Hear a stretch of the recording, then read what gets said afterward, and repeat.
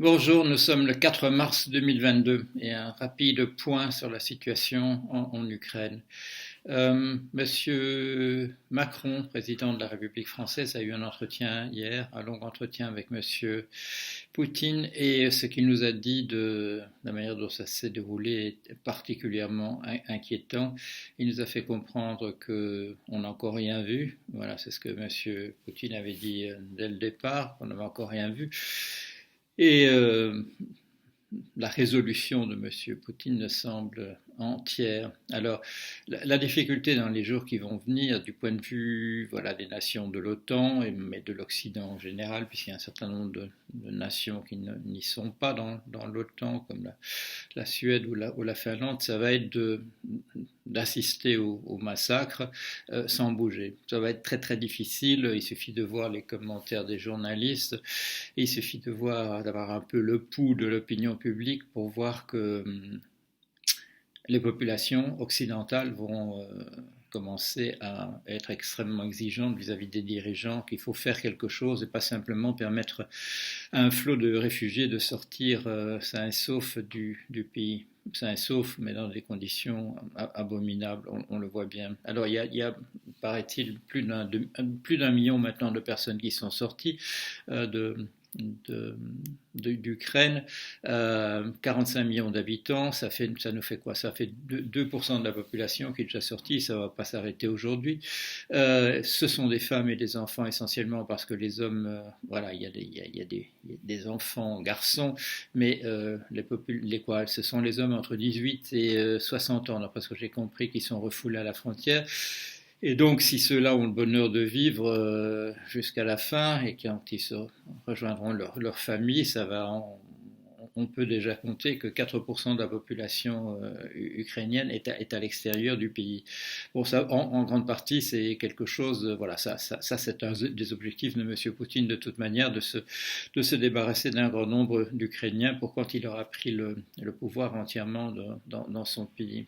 Alors pourquoi est-ce que les pays européens et l'Occident de manière générale ne réagit pas? Je dis l'Occident puisqu'il y a quand même une coalition de fait autour de la Russie, une complicité de fait de la Chine en tout cas, certains enthousiasme dans le soutien à la Russie du côté de l'Inde et de certains, voilà, des Émirats, de l'Arabie saoudite apparemment, mais du côté donc de l'Occident, pas de réaction violente pour deux raisons. Parce que M. Poutine a affirmé, et là le soutien en tout cas de son ministre des Affaires étrangères, M. Lavrov, que les opérations vont continuer et qu'on va continuer dans le sens exactement où on va, et que ça implique en particulier de la dissuasion nucléaire. M. Poutine parle souvent de l'armement nucléaire de la Russie, et donc l'Occident a compris que si l'Occident intervient en Ukraine, sur le territoire de l'Ukraine en tout cas, il y aura une réponse nucléaire du côté de la Russie. Donc c'est une raison pour ne pas le faire, pour ne pas intervenir. Mais il y en a une, à mon sens, encore plus sérieuse, c'est que l'Occident, l'OTAN, les forces de l'OTAN, les États-Unis, l'Europe savent à quel point leur système informatique a été vérolé systématiquement par la Russie au fil des années et dont on a eu la preuve en 2020, et on ne veut pas tester cela. Je vous parle depuis 2020, je vous parle d'une chose dont on a dit qu'elle était possible dans l'état actuel, voilà, de maîtrise de la Russie sur le réseau informatique des pays occidentaux, la possibilité de faire exploser une arme nucléaire dans son silo aux États-Unis. Les Russes peuvent le faire, je le répète, je le dis depuis 2020. C'est une chose dont les journaux ont parlé en 2020, mais voilà, ça fait partie de la manière dont notre mémoire est sélective. On oublie très rapidement ce genre de choses. Ça n'a pas disparu, la possibilité existe. Et nous ne voulons pas, nous, Occident, ne voulons pas tester la capacité des Russes à le faire ou non, plus paralysie probable de tout le réseau électrique, paralysie de de l'Internet et un certain nombre de choses de cet ordre. Nous ne voulons pas voir à quel point nous sommes affaiblis, à quel point M. Poutine a un tapis rouge déroulé derrière lui. Alors, est-ce qu'il y a quelques points quand même que nous marquons l'Occident?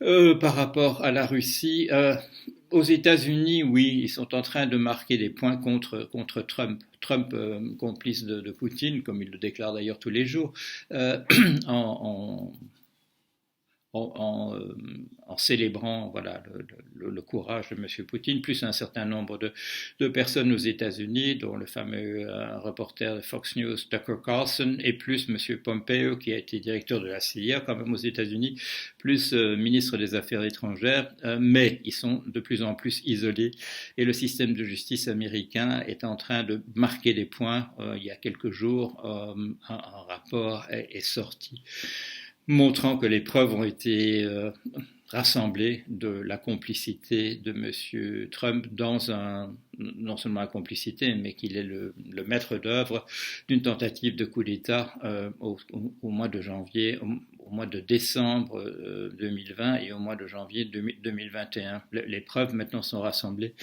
Et il n'y a plus qu'au ministère de la Justice voilà, de prendre les mesures en conséquence de cela et des auditions sont prévues au mois d'avril publique, des auditions publiques de la commission qui enquête donc sur les événements de la prise du Capitole le 6 janvier. Et donc de ce côté-là, M. Trump et les partisans de Poutine aux États-Unis sont quand même assez isolés. Je dirais, c'est un bénéfice secondaire d'une situation qui est, il faut bien le dire, sur le plan international, absolument catastrophique. Dernière remarque que je voudrais faire.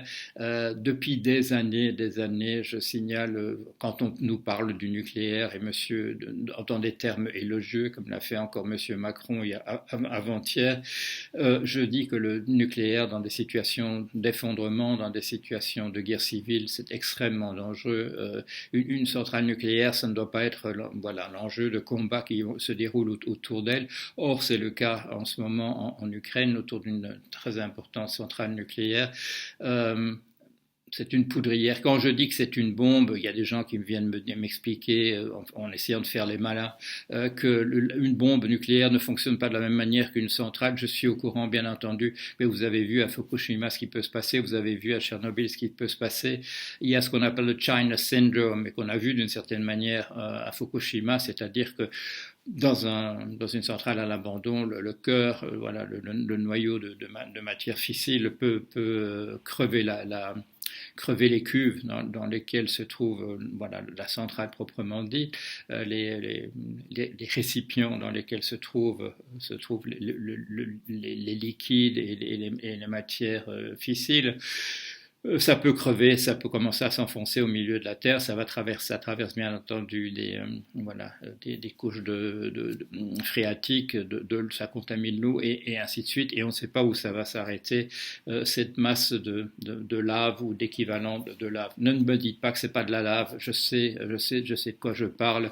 Ne coupez pas les cheveux en quatre, c'est une centrale nucléaire, c'est dangereux déjà quand c'est sous contrôle et c'est extrêmement dangereux quand il y a des bagarres autour et qu'on n'est pas sûr que la maintenance peut se faire. Voilà ce que je voulais vous dire pour aujourd'hui.